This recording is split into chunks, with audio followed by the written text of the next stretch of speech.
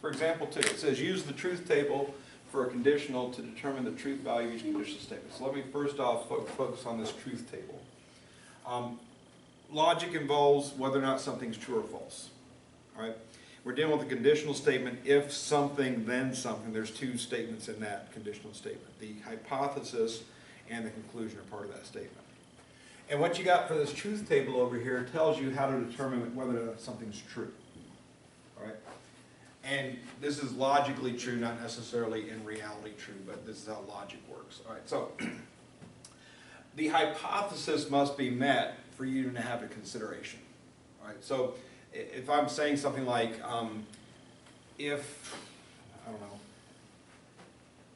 if Mars was the world that everybody lived on, then anything that follows that first statement is just irrelevant because we don't live on Mars, right?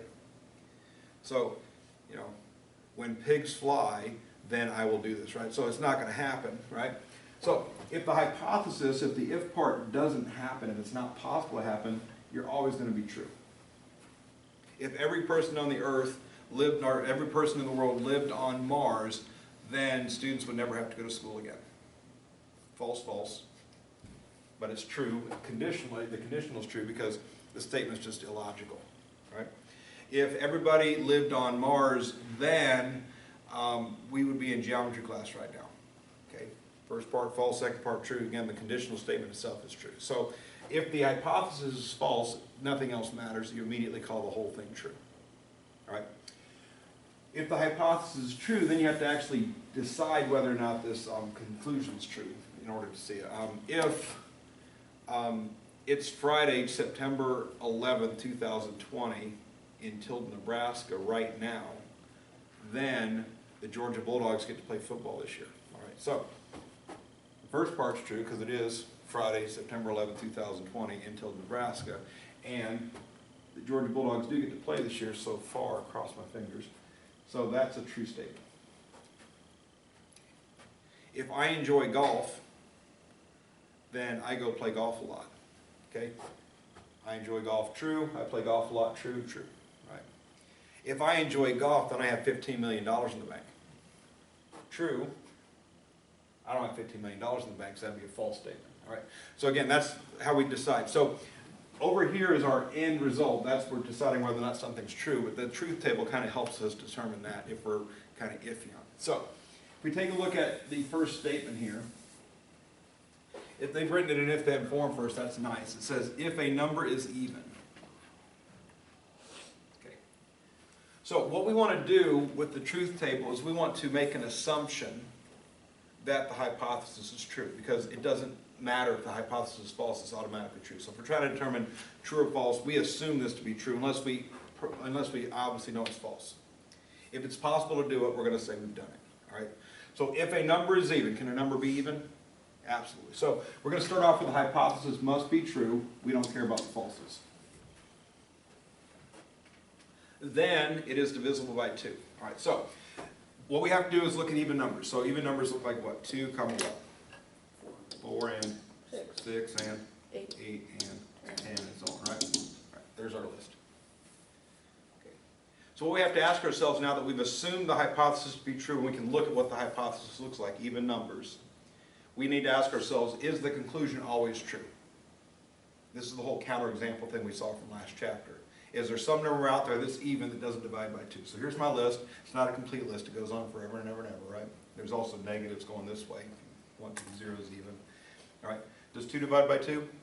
Does 4 divide by 2? 6, 8, 10.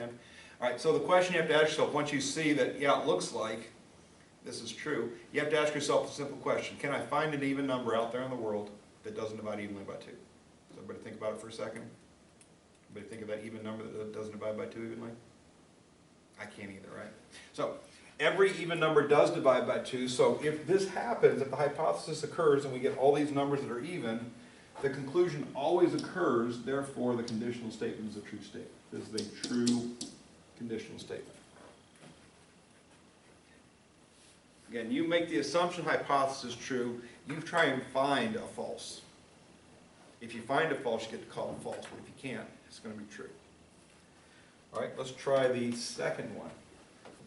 if a quadrilateral has two pairs of congruent angles, so again, we're going to assume we have a quadrilateral with two pairs of congruent angles. So the hypothesis is going to be true here. Then it is a parallelogram. So let me just demonstrate what that looks like if it happened to be true, which I don't know, I haven't made the decision yet. But if I look at a parallelogram,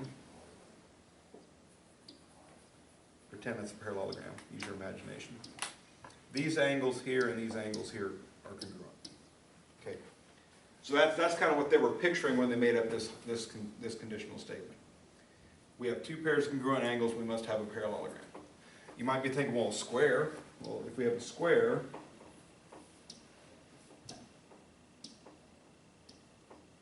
a square is also defined as a parallelogram. The only requirement for parallelogram is the opposite sides are parallel. Okay, one pair of congruent angles, another pair of congruent angles. So both of those fit, right? So both of those are parallelograms. Parallelogram again, opposite sides parallel. That's it. That's the only requirement for parallelogram. So again, I'm assuming true for this. I just need to find that quadrilateral out there that has two pairs of congruent angles that isn't a parallelogram. Can anybody think of how to do that?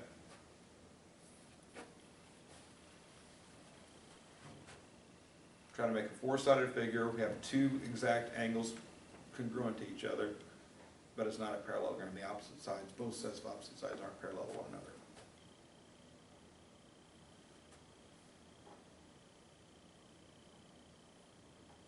Just imagine the person watching the video is fast forwarding right now. I've got to give you think time.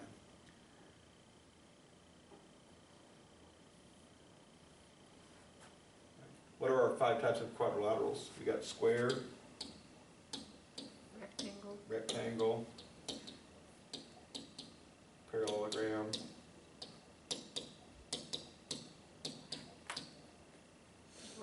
rhombus. One more starts with T. Trapezoid.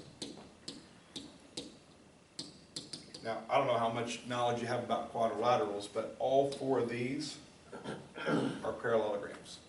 A parallelogram is just a basic opposite sides parallel, that's it. All right.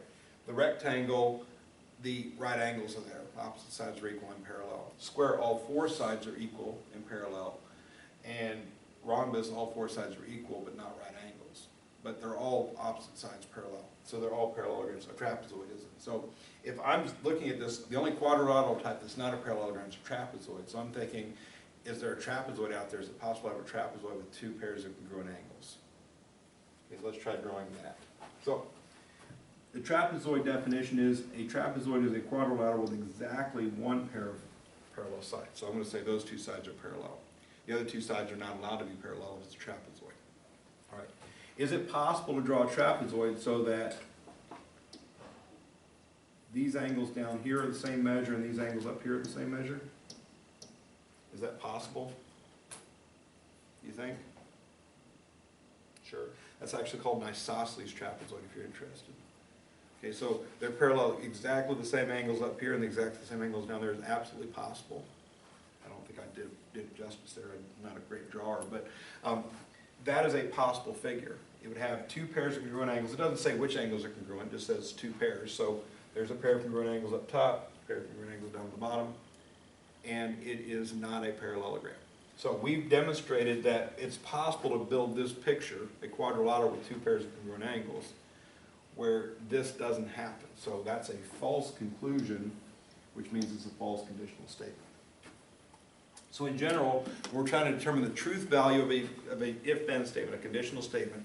You assume the hypothesis to be true, no matter how ridiculous it is.